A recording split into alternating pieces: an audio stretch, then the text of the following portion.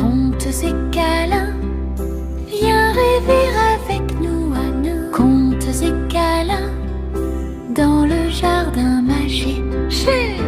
Ouvrons le coffre enchanté, pour une nouvelle histoire à raconter. Bonjour et bienvenue à Contes et câlins. C'est maintenant le moment de la lecture de notre belle histoire. Est-ce que tu es prêt? Oui. Allons-y. Allons découvrir l'histoire de ce jour. Ginette, est-ce que tu me prêtes la baguette magique? Oui, elle veut. Allons-y. Allons découvrir.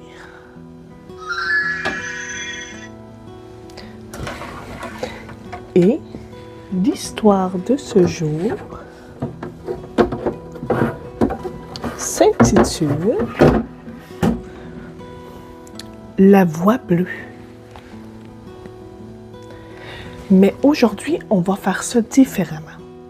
Je veux que tu t'installes confortablement sur le sofa, dans le lit, avec une belle doudou ou un beau toutou et je veux que tu fermes les yeux. Moi, je vais te lire l'histoire et toi, tu vas voir l'histoire avec ton imagination. On y va? Allez, installe-toi confortablement. Je vais commencer. La voix de bleu.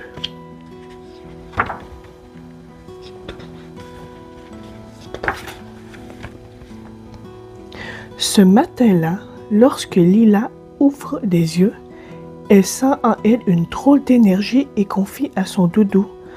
Aujourd'hui, je crois que je vais rencontrer des fées. Une balade en forêt est prévue pour la journée et elle espère pouvoir croiser ces créatures gracieuses et capricieuses dont elle a tant entendu parler dans les histoires. Une fois debout, elle cache discrètement dans le creux de sa poche une pierre précieuse. La voilà, en un clin d'œil magique dans la cuisine avec ses deux mamans. Tinon est arrivé. Salut Lila! Les amis sont contents de se retrouver. Tout le monde est prêt, dit maman Lisa. On va pouvoir y aller.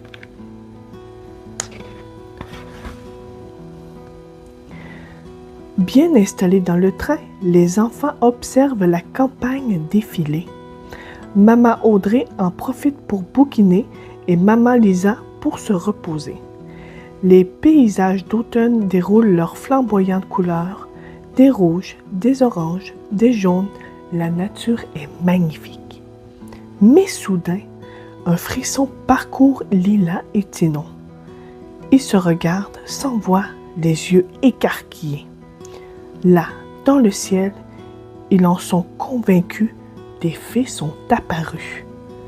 Les mamans n'ont rien remarqué, les enfants décident de garder le secret.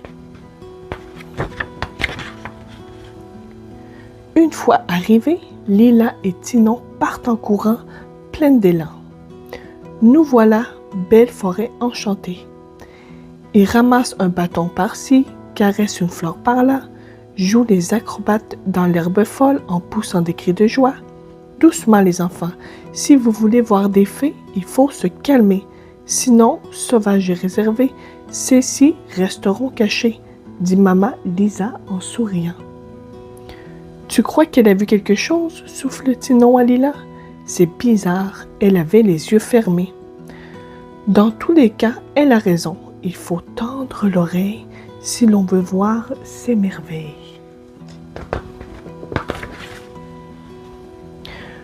Au détour d'un chemin, un grand arbre semble leur tendre ses branches. Le premier arrivé aide l'autre à se hisser. Une fois arrivé au sommet, Lila découvre avec plaisir un joli cours d'eau. Viens voir Tinon, cela donne envie de se baigner, pas vrai? C'est alors qu'une voix bleue se met à murmurer. Un monstre de plastique est venu dans mon lit, il a pris toute la place, me voici affaibli. Mon eau est sale, trop polluée, je respire mal, qu'une oreille magique m'entende et le défie. Et tandis que la voix bleue s'enfonce et disparaît sous l'eau, une répugnante créature se met à s'agiter. En voilà une mission pour Lila et Tinon. N'écoutant que leur courage, ils descendent de l'arbre et se précipitent pour rejoindre la rivière. Une fois arrivés, ils lancent au monstre de pollution « Allez, viens, déchet à pattes, sors un peu de cette eau et montre-nous qui tu es. » Le monstre se dresse au-dessus des enfants, ouvre sa gueule démesurée et se met à cracher un monceau d'ordures accumulées qui s'écroule à leurs pieds. Affolés, les deux amis courent se mettre à l'abri. « On ne peut pas laisser la rivière dans cet état, » s'exclame Lila. « Mais le monstre est trop fort. Que pouvons-nous faire ?» se désespère Tinon. Tout à coup, la poche de Lila se met à briller. La pierre s'est réveillée. « Pose ta main dessus, Tinon. » Lila pose sa main sur la pierre à son tour et les rayons de sa magie les saisit, les entourant d'une lumière de force. Revenue à la rivière, Lila est soulevée de terre par la magie de la pierre. « Je m'occupe du monstre, toi, protège la rivière. Rassure-la pour qu'elle ne s'enfuit pas, » dit-elle à Tinon. Attirant un à un les détritus hors de l'eau grâce à sa pierre magique, Lila les voit soudain foncer droit sur elle. De toutes ses forces, elle tente de les maîtriser pour ne pas se retrouver ensevelie. Mais le monstre d'ordures déploie toute sa puissance et les enfants perdent leur assurance. C'est alors que, surgit du loin de la forêt, une apparition saisissante de beauté les éblouit.